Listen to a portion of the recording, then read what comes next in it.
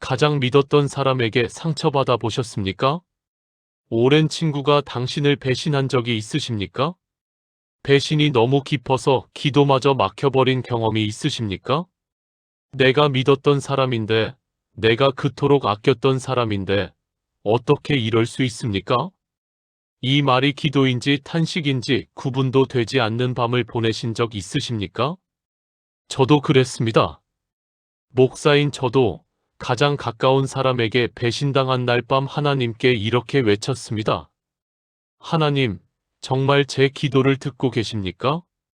지금으로부터 12년 전 일입니다. 저와 함께 개척교회를 세운 장로님이 한 분 계셨습니다. 새벽마다 함께 기도하고 재정이 어려울 때 함께 눈물 흘리며 성도 한 명 한 명을 함께 품었던 분이었습니다. 10년을 그렇게 동역했습니다. 그런데 어느 날이었습니다. 그 장로님이 성도 절반을 데리고 교회를 떠나셨습니다. 떠나시면서 저에 대한 거짓 소문을 온 동네에 퍼뜨리셨습니다. 제 아내가 울었습니다. 아이들이 학교에서 상처를 받았습니다. 저는 그날 밤 텅 빈 교회 강단 앞에 엎드려 한참을 통곡했습니다. 그리고 떨리는 손으로 성경을 펼쳤습니다. 눈물로 번진 페이지에서 제 눈에 들어온 말씀이 바로 시편 55편이었습니다. 하나님이여 내 기도에 귀를 기울이시고 내가 간구할 때에 숨지 마소서. 저는 그 구절을 읽고 또 읽었습니다. 다윗도 그랬구나. 다윗도 가장 믿었던 친구에게 배신당했구나. 다윗도 이 말로 하나님께 부르짖었구나. 그리고 하나님은 다윗의 기도를 들으셨습니다. 오늘 이 시간 시편 55편에서 제가 발견한 7가지 진리를 여러분과 함께 나누고 싶습니다. 배신의 상처로 잠 못 이루시는 분들께, 기도가 하늘에 닿는지 의심이 드시는 분들께 오늘 이 말씀이 살아있는 위로가 되기를 간절히 바랍니다. 여러분, 이런 순간이 있으십니까? 배신당한 상처가 너무 커서 하나님 앞에 무릎을 꿇고 싶은데 말이 나오지 않는 순간 말입니다. 무슨 말을 해야 할지 모르겠고 기도를 해야 한다는 건 아는데 입이 열리지 않는 그 순간 말입니다. 많은 성도님들이 오해하시는 것이 있습니다. 기도는 반드시 아름다운 언어로 조리 있게 감사의 내용으로 해야 한다고 생각하시는 것입니다. 그러나 시편 55편은 전혀 다른 기도를 보여줍니다. 시편 55편 1절과 2절의 말씀입니다. 하나님이여 내 기도에 귀를 기울이시고 내가 간구할 때에 숨지 마소서. 내게 굽히사 응답하소서. 내가 근심으로 편치 못하여 탄식하오니. 시편 55편 1절에서 2절. 이 말씀을 천천히 다시 보십시오. 다윗은 지금 탄식하고 있습니다. 근심으로 편치 못하여라는 표현을 쓰고 있습니다. 히브리어 원문을 보면 이 표현은 내면이 끓어오르고 뒤흔들린다는 뜻입니다. 이성적으로 정리된 기도가 아닙니다. 감정이 끓어오르고 가슴이 무너지고 말이 엉키는 상태에서 그냥 하나님 앞에 쏟아낸 것입니다. 그런데 놀라운 것은 하나님이 이 기도에 귀를 기울이셨다는 사실입니다. 하나님은 다듬어진 기도를 원하시는 분이 아닙니다. 하나님은 진실한 마음을 원하시는 분입니다. 우시는 기도도 괜찮습니다. 화가 난 기도도 괜찮습니다. 왜 이러셨습니까? 라고 묻는 기도도 괜찮습니다. 중요한 것은 그 마음을 하나님 앞에 숨기지 않는 것입니다. 2023년 봄의 일입니다. 경기도 수원에 사시는 이정혜 권사님, 당시 62이셨습니다. 권사님에게는 20년 넘게 함께 기도해온 구역장 친구가 있었습니다. 아이들 키우면서 함께 울었고 남편 문제로 함께 기도했고 암 진단을 받았을 때 새벽마다 함께 부르짖었던 친구였습니다. 그런데 그 친구가 권사님이 없는 자리에서 권사님의 가정사를 교회 사람들에게 다 이야기했다는 것을 알게 되셨습니다. 오직 기도 자리에서만 나눈 이야기들을 소문으로 퍼뜨린 것입니다. 권사님은 그날 이후 기도가 되지 않으셨다고 했습니다. 목사님, 저 기도가 안 돼요. 뭔가 말하려면 눈물이 먼저 나오고, 눈물이 나오면 또 그 배신감이 밀려오고, 그러면 하나님한테 화가 나는 것 같아서 기도하기가 무서워요. 저는 권사님께 이렇게 말씀드렸습니다. 권사님, 지금 그 마음 그대로 하나님 앞에 가져가시면 됩니다. 눈물도, 화도, 상처도 다 가져가십시오. 하나님은 숨지 않으십니다. 권사님은 그날 밤 집에 가셔서 처음으로 소리내어 우셨다고 하셨습니다. 기도 같지 않은 기도를 하셨다고 하셨습니다. 하나님, 저 너무 아파요. 말이 안 나와요.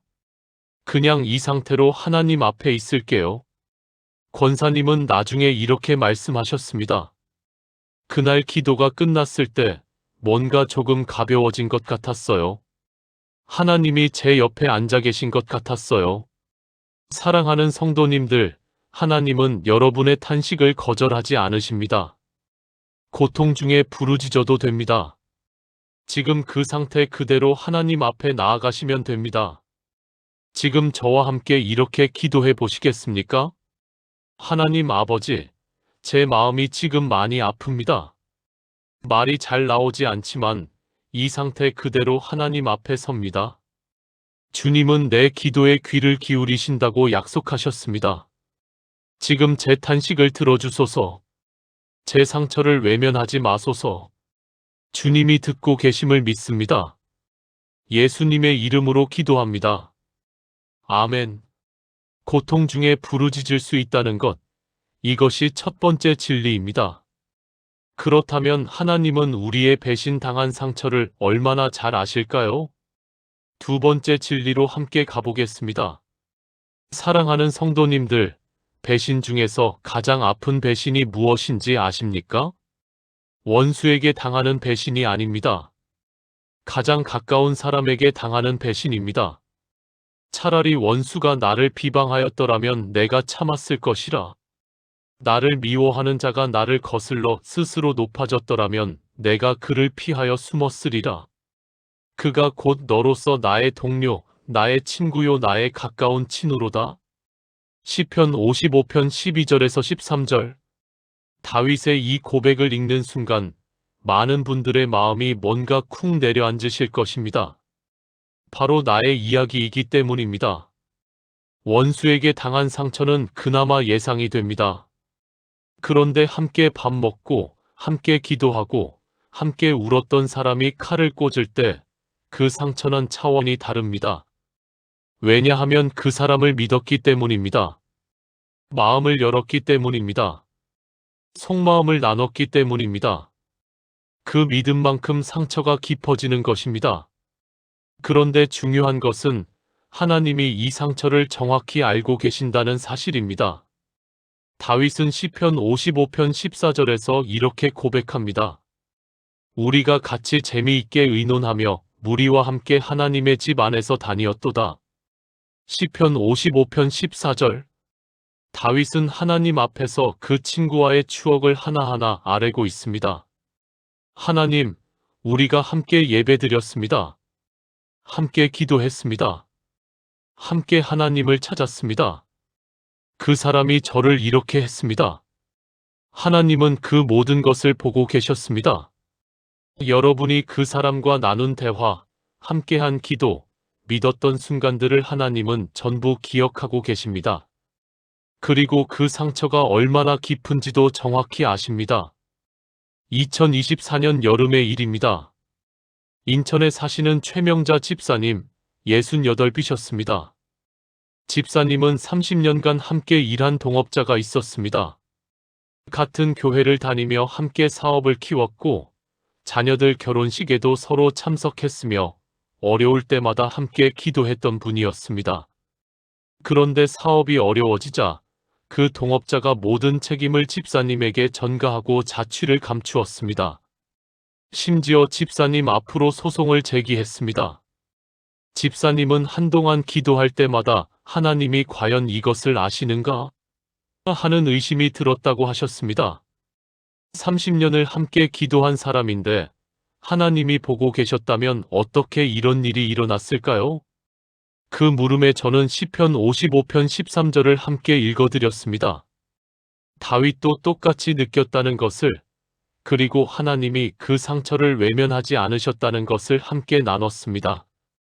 집사님은 한참 말씀을 보시다가 이렇게 말씀하셨습니다.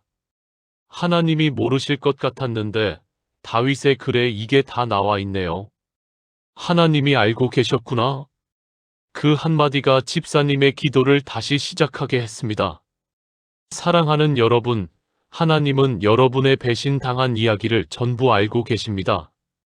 그 사람이 얼마나 소중한 사람이었는지, 그 믿음이 얼마나 컸는지, 그래서 상처가 얼마나 깊은지를 하나님은 정확히 알고 계십니다.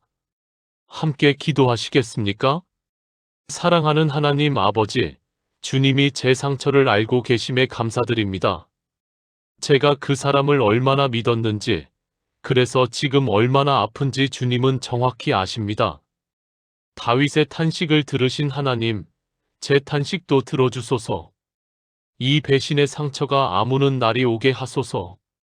주님이 나를 아신다는 사실 하나로 오늘을 버티겠습니다. 예수님의 이름으로 기도합니다. 아멘.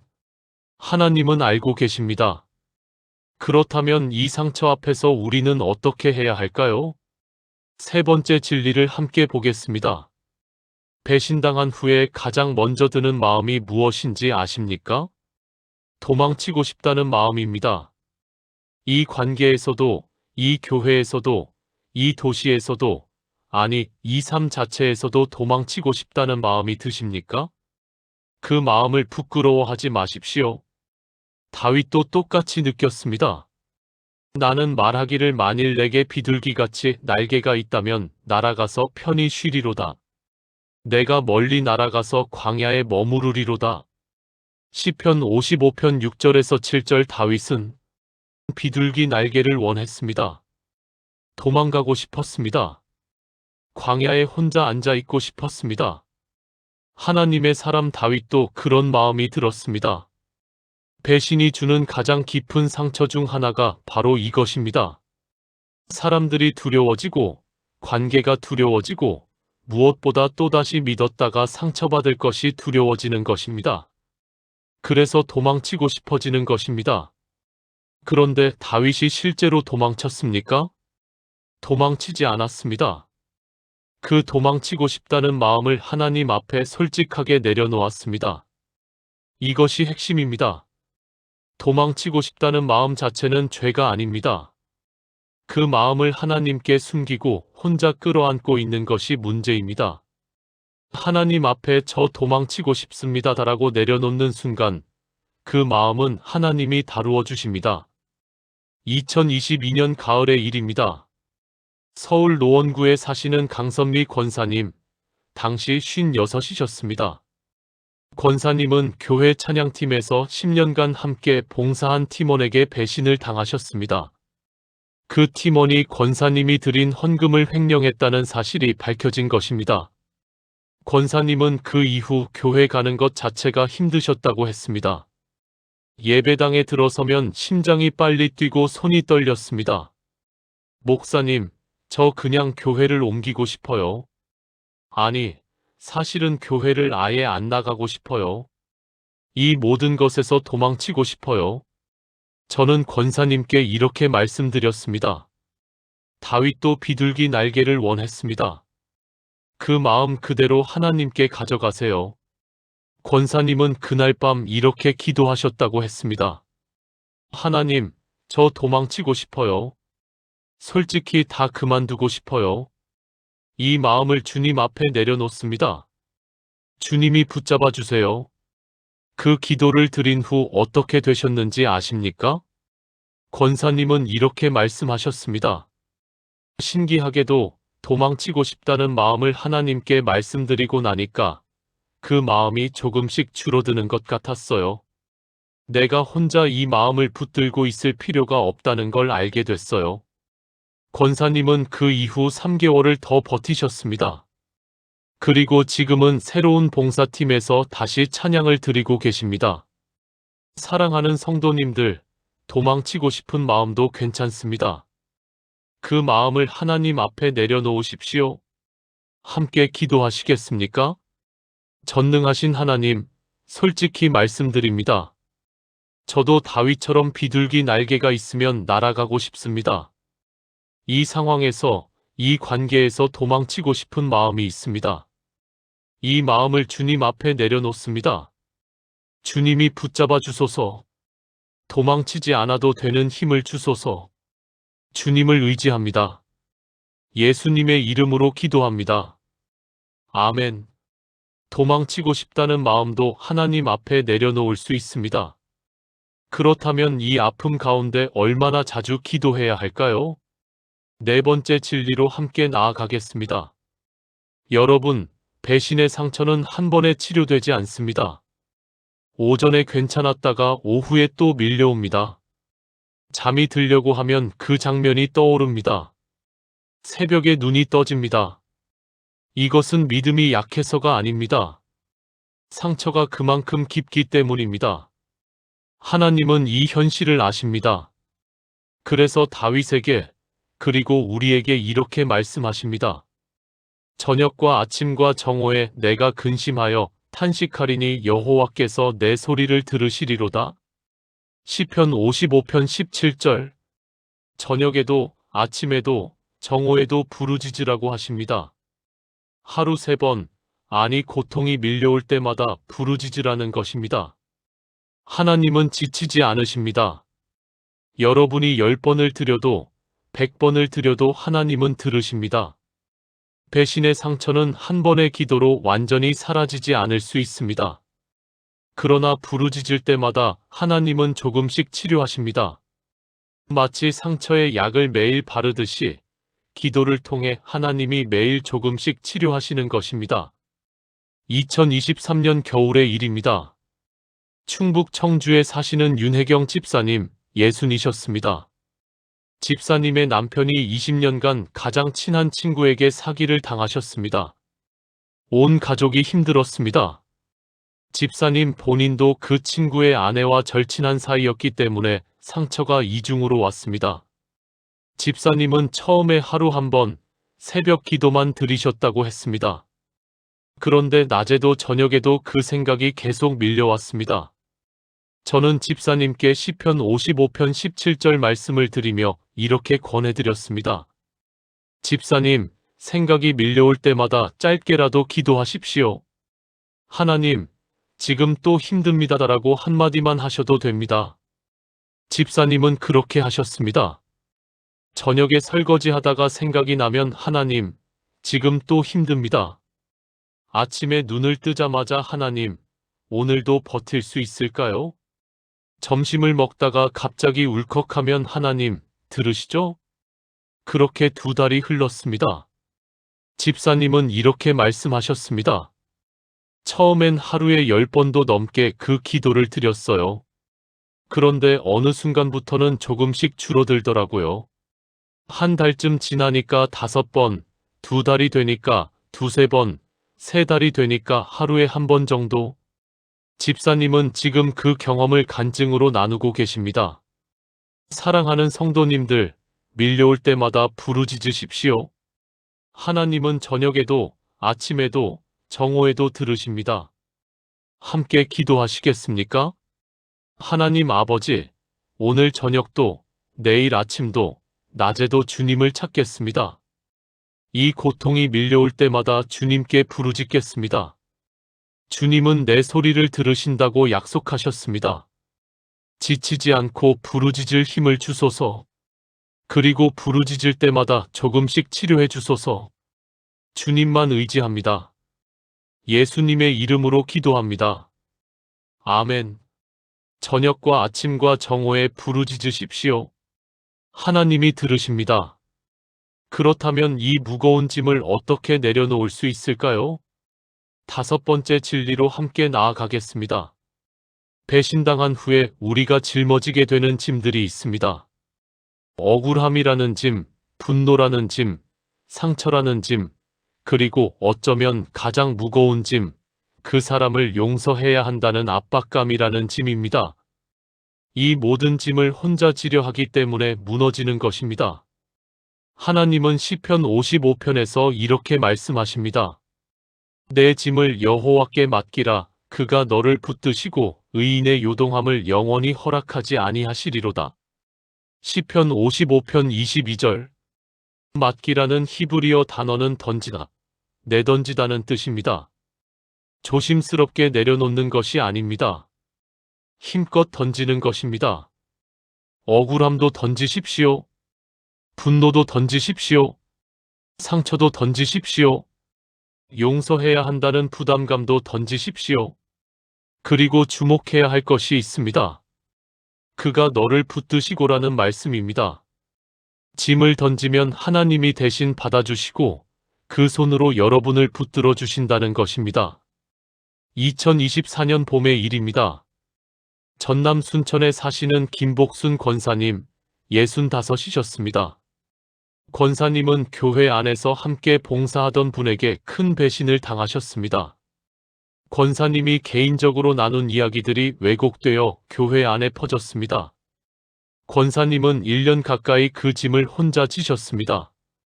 억울함도, 분노도, 상처도 혼자 감당하려 하셨습니다. 어느 날 저와 통화하시면서 이렇게 말씀하셨습니다. 목사님, 저 너무 지쳐요. 이 마음을 어떻게 해야 할지 모르겠어요. 용서해야 한다는 건 아는데 용서가 안 되고 그러면 내가 믿음이 없는 건가 싶어서 더 무겁고. 저는 권사님께 시편 55편 22절을 읽어드렸습니다. 그리고 이렇게 말씀드렸습니다. 권사님, 용서의 부담감도 짐입니다. 그것도 하나님께 던지십시오.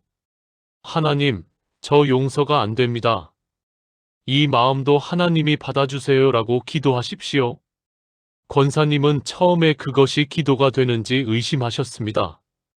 그런데 그렇게 기도를 드린 후 권사님은 한결 가벼워지셨다고 했습니다. 신기하게도 용서가 안 된다는 것을 하나님께 말씀드리고 나니까 그 압박감이 사라지는 것 같았어요. 하나님이 받아주셨구나 싶었어요. 그 이후 6개월이 지나 권사님께 연락이 왔습니다. 목사님, 그 권사님이 지난주에 저한테 먼저 연락이 왔어요. 사과를 했어요. 그런데 신기한 것은 그 전화를 받았을 때 제 마음에 미움이 없었어요. 언제 없어졌는지 모르겠어요. 하나님이 하셨구나 싶었어요. 사랑하는 성도님들, 짐을 던지십시오. 억울함도, 분노도, 상처도, 용서하지 못하는 마음도 모두 하나님께 던지십시오. 함께 기도하시겠습니까? 하나님 아버지, 제가 지고 있는 짐들을 지금 주님께 던집니다. 억울함을 던집니다. 분노를 던집니다. 상처를 던집니다. 용서가 안 되는 이 마음도 던집니다. 주님이 받아주소서. 그리고 이 짐을 내려놓은 빈손으로 저를 붙들어 주소서. 주님이 붙드시면 제가 요동하지 않을 것을 믿습니다. 예수님의 이름으로 기도합니다. 아멘. 짐을 맡기면 하나님이 붙드십니다. 그렇다면 배신한 그 사람에 대해서는 어떻게 해야 할까요? 6번째 진리를 함께 보겠습니다. 사랑하는 성도님들, 배신당했을 때 우리 마음속에 자연스럽게 드는 한 가지 마음이 있습니다. 저 사람이 어떤 대가를 받아야 한다. 하나님이 공의로우신 분이라면 저 사람을 그냥 두실 리 없다. 내가 직접 그 사람 앞에 찾아가서 따지고 싶다. 이 마음은 잘못된 마음이 아닙니다. 공의를 원하는 것은 하나님이 우리 안에 심어주신 본성입니다. 그러나 우리가 직접 그 사람의 재판관이 되려 할 때 우리는 더 큰 상처를 입게 됩니다. 다윗은 시편 55편 23절에서 이렇게 고백합니다. 하나님이여 주께서 그들로 파멸의 웅덩이에 빠지게 하시리이다. 피를 흘리게 하며 속이는 자들은 그들의 날에 반도 살지 못할 것이나 나는 주를 의지하리이다. 시편 55편 23절. 다윗은 그 사람에 대한 심판을 하나님께 맡겼습니다. 나는 주를 의지하리이다라는 선포가 핵심입니다. 그 사람의 미래를 하나님의 손에 맡기고 나는 하나님을 의지하겠다는 것입니다. 이것이 쉬운 일이 아닙니다. 그러나 이것이 우리를 자유롭게 합니다. 그 사람이 어떻게 되는지를 내가 지켜보고 확인하려고 할 때 우리는 그 사람에게 계속 묶여 있게 됩니다. 그러나 하나님이 알아서 하실 것이다라고 맡기는 순간 그 사람으로부터 자유로워지기 시작합니다. 2023년 가을의 일입니다. 경북 포항에 사시는 오정순 집사님 59이셨습니다. 집사님은 함께 교회를 섬기던 청년부 간사가 교회 헌금을 횡령한 후 도망간 사건을 경험하셨습니다. 집사님은 그 간사에 대한 분노로 몇 달을 보내셨습니다. 그 간사가 어디 있는지, 어떻게 사는지가 계속 궁금하셨습니다. 목사님, 그 사람이 잘 살면 하나님이 불공평한 것 아닌가요? 저는 집사님께 이렇게 말씀드렸습니다. 집사님, 그 사람의 재판관이 되는 것을 내려놓으세요. 하나님이 공의의 재판관이십니다. 하나님이 알아서 하실 것입니다. 집사님은 그 사람을 하나님 손에 넘겨드리고 집사님의 삶을 사시면 됩니다. 처음에 집사님은 쉽지 않다고 하셨습니다. 그러나 한 달 후 연락이 왔습니다. 목사님, 그 사람을 하나님께 맡기기로 했어요. 기도할 때마다 하나님, 제가 재판관 역할을 내려놓겠습니다. 주님이 알아서 해주세요라고 했어요. 그렇게 하고 나니까 그 사람 생각이 줄었어요. 신기하게도 이제 그 사람보다 제 삶에 집중이 되더라고요. 사랑하는 성도님들, 배신한 사람을 하나님의 손에 맡기십시오. 여러분이 재판관이 되실 필요가 없습니다. 함께 기도하시겠습니까? 공의로우신 하나님 아버지, 저를 배신한 그 사람을 주님 손에 맡겨드립니다. 제가 재판관 자리에서 내려오겠습니다. 그 사람에 대한 심판을 주님께 드립니다. 저는 주님만 의지하겠습니다. 그 사람에 대한 생각에서 자유로워지게 하소서. 제 삶에 집중하게 하소서. 예수님의 이름으로 기도합니다. 아멘. 배신한 사람을 하나님께 맡기십시오. 그러면 마지막, 가장 놀라운 진리로 함께 나아가겠습니다. 사랑하는 성도님들, 오늘의 결론에 도착했습니다. 시편 55편의 시작은 탄식이었습니다. 배신의 고통, 도망치고 싶은 마음, 원수에 대한 분노, 무너지는 감정들이었습니다. 그런데 시편 55편은 어떻게 끝납니까? 다윗은 이렇게 선포합니다. 나는 하나님을 의지하리로다. 그가 나를 구원하시리로다. 시편 55편 16절, 18절. 처음에는 하나님이여 귀를 기울이소서로 시작했는데 끝에서는 하나님이 나를 구원하시리로다로 마칩니다. 이것이 기도의 능력입니다. 기도는 상황을 바꾸기 전에 먼저 우리 마음을 바꿉니다. 기도를 시작할 때는 탄식으로 시작했는데 기도를 마칠 때는 확신과 선포로 끝납니다. 배신의 상황이 해결되지 않았는데도 다윗은 이렇게 선포할 수 있었습니다. 왜냐하면 기도 가운데 하나님을 만났기 때문입니다. 하나님의 임재 앞에서 상처가 위로를 받았기 때문입니다. 여러분, 지금 당장 상황이 해결되지 않아도 괜찮습니다. 하나님이 반드시 응답하실 것을 믿으십시오. 그 응답이 내가 원하는 방식이 아닐 수도 있습니다. 그러나 하나님의 방식으로, 하나님의 때에 가장 선한 방법으로 반드시 응답하십니다. 오늘 제가 소개해드릴 마지막 간증은 제 이야기입니다. 12년 전 저를 배신했던 그 장로님 이야기입니다. 저는 그 이후 몇 년이 굉장히 힘들었습니다. 재정도 어려웠고 교인 수도 줄었고 사람들의 시선도 감당하기 힘들었습니다. 그러나 저는 저녁에도 아침에도 정오에도 시편 55편을 붙잡았습니다. 하나님이 나를 구원하시리로다를 고백했습니다. 그로부터 5년이 지났습니다. 그 장로님에게서 전화가 왔습니다. 목사님, 제가 잘못했습니다. 저는 그 전화를 받으면서 눈물이 흘렀습니다. 분노가 아니라 감사의 눈물이었습니다. 하나님이 하셨구나. 내가 해결하려 했으면 더 큰 상처만 남았을 텐데 하나님이 하시니 이렇게 되는구나. 여러분의 이야기도 아직 끝나지 않았습니다. 하나님의 응답은 반드시 옵니다. 그날이 올 때까지 포기하지 마십시오. 함께 기도하시겠습니까? 살아계신 하나님 아버지, 주님은 반드시 응답하신다고 말씀하셨습니다. 저는 그 말씀을 믿습니다. 지금 당장 상황이 보이지 않아도 주님의 때에 주님의 방법으로 응답하실 것을 믿습니다. 다윗이 탄식에서 선포로 나아갔던 것처럼 저도 그 길을 걷겠습니다. 하나님이 나를 구원하시리로다. 이 고백이 제 입술에서 떠나지 않게 하소서. 예수님의 이름으로 기도합니다. 아멘. 오늘 시편 55편에서 나눈 7가지 진리를 하나의 기도로 드리겠습니다. 함께 기도해 주시겠습니까? 전능하신 하나님 아버지, 오늘 이 시간 시편 55편의 말씀을 주셔서 감사합니다. 탄식도 기도가 된다는 것을 알게 하시고 배신의 상처를 주님이 정확히 알고 계신다는 것을 깨닫게 하시고 도망치고 싶은 마음도 주님 앞에 내려놓을 수 있다는 자유를 주셔서 감사합니다. 저는 지금 이 기도를 드립니다.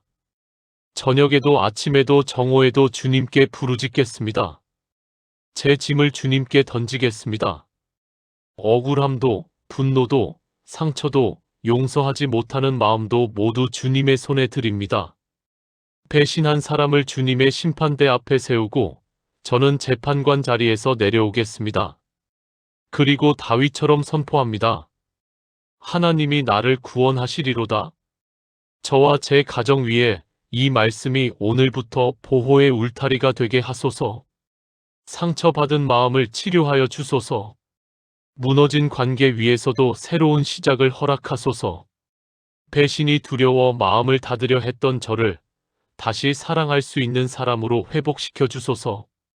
내 짐을 여호와께 맡기라 하신 약속대로 주님이 나를 붙드시고 요동치 않게 하소서. 오늘 이 기도를 들으시는 살아계신 예수 그리스도의 이름으로 기도합니다. 아멘. 사랑하는 성도님들, 오늘 시편 55편에서 함께 나눈 7가지 진리를 다시 한번 마음에 새겨 주십시오. 첫째, 고통 중에 부르짖어도 됩니다. 다듬어지지 않은 기도도 하나님은 들으십니다. 둘째, 배신의 상처를 하나님은 정확히 알고 계십니다. 혼자가 아닙니다. 셋째, 도망치고 싶은 마음도 하나님 앞에 내려놓을 수 있습니다. 넷째, 저녁과 아침과 정오에 부르짖으십시오. 밀려올 때마다 기도하십시오. 다섯째, 모든 짐을 여호와께 맡기십시오. 하나님이 받으시고 여러분을 붙드십니다. 여섯째, 배신한 사람을 하나님의 손에 맡기십시오. 여러분이 재판관이 되실 필요가 없습니다. 일곱째, 하나님은 반드시 응답하십니다. 포기하지 마십시오. 그 선포가 여러분의 고백이 되고 하나님이 그 고백에 응답하실 것을 믿습니다. 배신의 아픔을 겪고 있는 소중한 분이 주변에 계시다면 이 영상을 함께 나눠주십시오. 그분에게도 오늘 이 말씀이 위로가 되기를 바랍니다. 사랑하는 성도님들, 기억하십시오. 하나님은 여러분의 기도에 귀를 기울이십니다.